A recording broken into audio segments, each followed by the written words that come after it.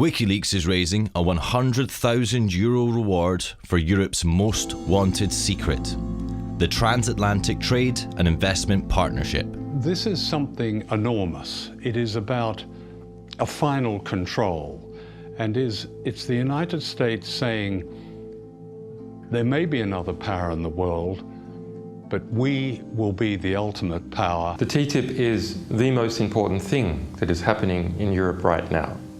It's a secretive deal being negotiated between Europe and the United States.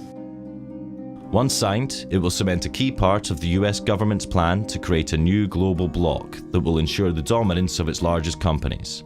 And to understand why, we need to go back to the 1950s. See the USA in your Chevrolet. America is asking you to call. Drive your Chevrolet through the USA. After the Second World War, the United States accounted for half of the world's economy. Its influence was unmatched by any country, and it was able to write the early rules of international trade to its advantage. The World Trade Organization was created in this context, and the US dictated rules that favored American business.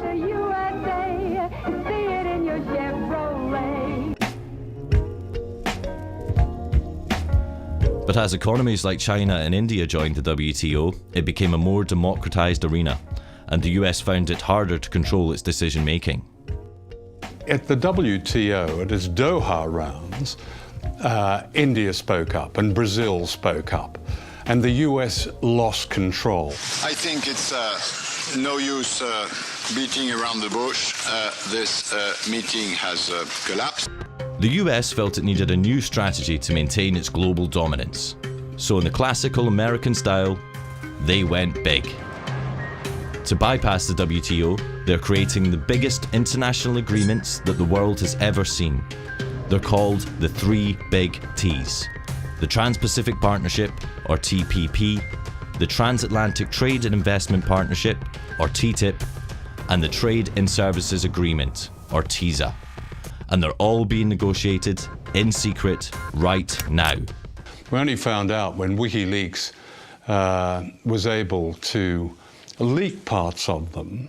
And what's interesting is when you look across all of these deals, whether it be TTIP, TPP or TISA, China is excluded, but also Brazil, Russia, India, South Africa, they're all excluded because those are the emerging economies. What is not often understood is that these agreements are part of a geopolitical war. This is a new war which is taking place between the United States and China. The United States is very scared of the rise of China, so it has moved to militarily encircle it through what is called the pivot to Asia, and now it's moving on to doing that economically. The basic idea which comes across from reading US strategy papers is the construction of a new grand enclosure. And to put inside this grand enclosure, the United States, 51 other countries, 1.6 billion people, and 2/3 of global GDP.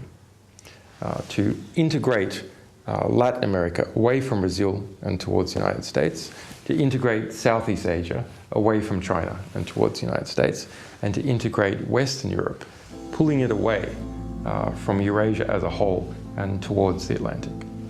Of the three big T's, WikiLeaks has revealed 4 chapters of the TPP, which affects 12 countries in the Americas and Southeast Asia. We also obtained and released the core text of TISA, which affects 52 countries, including the EU.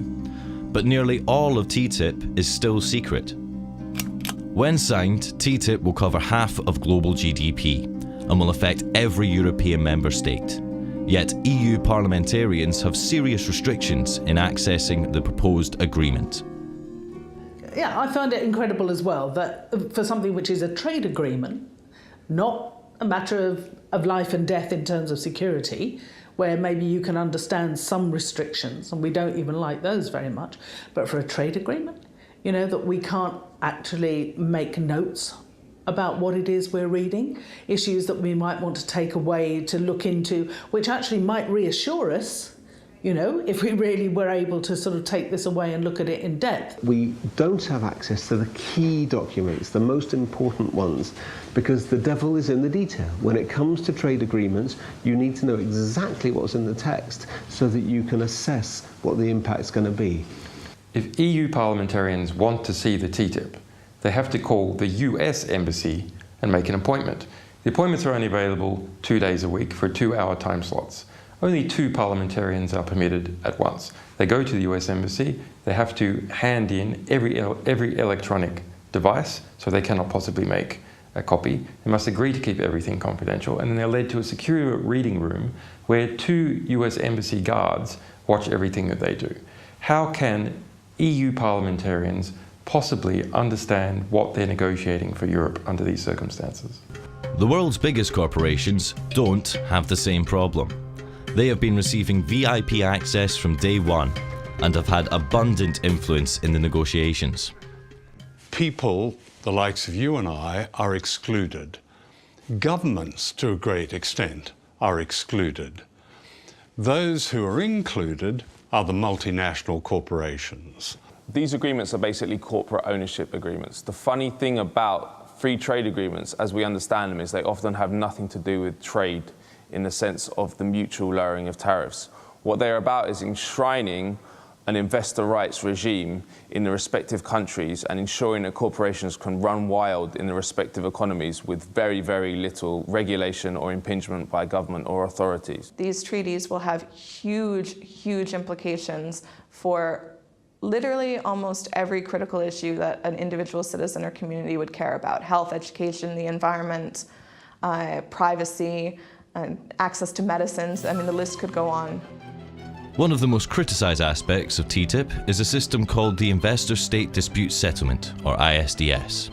It's a secretive international tribunal that allows companies to sue states over virtually anything that they can claim affects their investment. If a protest affects their profits, they can sue. If laws affect their profits, they can sue.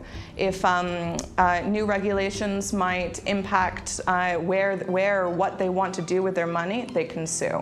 This is a new power which will be handed over to US corporations to sue the governments of Europe in a parallel judicial system which is available to them alone. So people have no access to it, domestic firms have no access to it, governments have no access to it.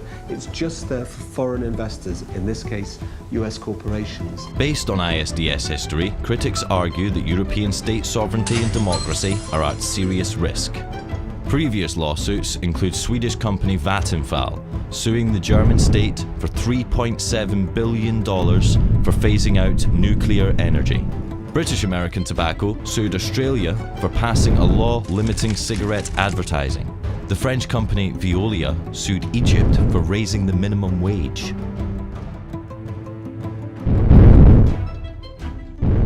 TTIP advocates say that in order for the EU and US to become a single market, regulatory barriers need to be eliminated. This way, for example, a US seatbelt manufacturer already selling seatbelts domestically wouldn't need to test for safety a second time, as the EU would agree to recognise the US safety standards. They argue that this would save costs, create jobs, and lower prices for consumers. But just how safe are US standards? So in the USA, 70% of all processed food sold in supermarkets contains genetically modified ingredients, whereas in the European Union, we've said quite clearly we don't want GM ingredients in our food chain. Similarly, in the US, 90% of all beef is produced using growth hormones, which have been found to be carcinogenic in humans. So they're banned in the European Union. And what the US government is saying is that under TTIP, under the free trade rules that they want to bring in, European consumers don't get the right to choose. TTIP includes all the most important public sectors in Europe, including education, water, railways, postal services, and most controversially, it also includes public health services. What is so scary about this is that corporations want to lock in their power. So they not only want increased power, but they want to make it impossible for sovereign governments to reverse the changes which are going to give them power. So, for example, with TTIP, if it passes with ISDS in it, the privatisation of the National Health Service, which is happening in the UK, can never be reversed. What is democratic about an enormous imposition of power on countries whose citizens have no way of knowing what's going on, of debating it, or influencing their government in its decision. That's anti-democratic. The history of these agreements shows that they're very difficult to change unless people can see what's in them. And that's why they're kept secret. Because when the contents are revealed, it generates an opposition. WikiLeaks has had considerable success delaying the TPP and opening up the debate around it and the TISA by releasing the secret draft texts. Our publication of an earlier proposed US-EU agreement, the ACTA, killed it entirely. WikiLeaks is raising a €100,000 reward for Europe's most wanted secret, the Transatlantic Trade and Investment Partnership. Help the world become a more transparent place. Do your part. Go to wikileaks.org/TTIP-reward.